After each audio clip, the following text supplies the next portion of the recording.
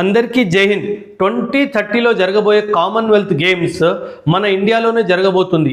56 కంట్రీస్ని మన ఇండియాకి పిలిచి మనం ఈ గేమ్స్ని కండక్ట్ చేస్తాము.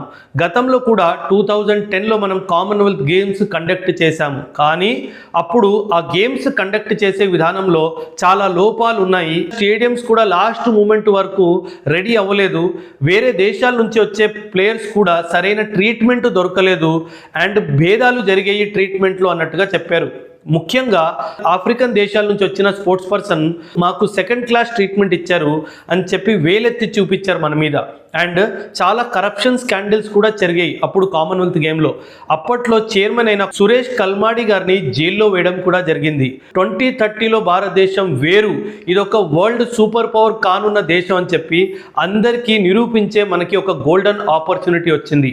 ఈ కామన్వెల్త్లో భాగంగా మనం చేసిన తప్పులు లాస్ట్ టైం ఏవైతే ఉన్నాయో అవన్నిటిని దృష్టిలో పెట్టుకొని ఏ తప్పు జరగకుండా ఒక క్లీన్ స్లేట్లో మనం ఈ ప్రోగ్రామ్ని కండక్ట్ చేయాలి.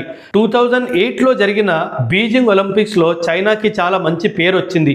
అలాంటి పేరు మనం కూడా తెచ్చుకోవాలి. ఆ 2008లో జరిగిన సమ్మర్ ఒలింపిక్స్ చూసుకొనే చైనాకి 2022లో వింటర్ ఒలింపిక్స్ కూడా ఇచ్చారు బీజింగ్లోనే. అండ్ బీజింగ్ ఏకైక city that hosted both summer and winter Olympics.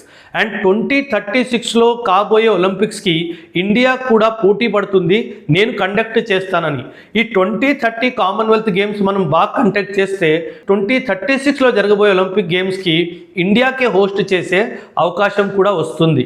And ఈ కామన్వెల్త్ గేమ్స్ కోసము చాలామంది వాలంటీర్స్ యూత్ని కూడా మన ప్రభుత్వం అడుగుతుంది. సో ఖచ్చితంగా ప్రతి ఒక్క యూత్ కూడా యాజ్ ఎ వాలంటీర్ ఈ కామన్వెల్త్ గేమ్ని ఫుల్ సక్సెస్ఫుల్గా చేయాలి. అదే మీ దేశానికి ఎవ్వరు వేలెత్తి చూపించకుండా ఉండాలి అన్న ఆశయం మీకుంటే మాత్రం ఖచ్చితంగా కమెంట్స్లో మీ అభిప్రాయాల్ని తెలియజేయండి. థ్యాంక్ యూ అండ్ జై హింద్.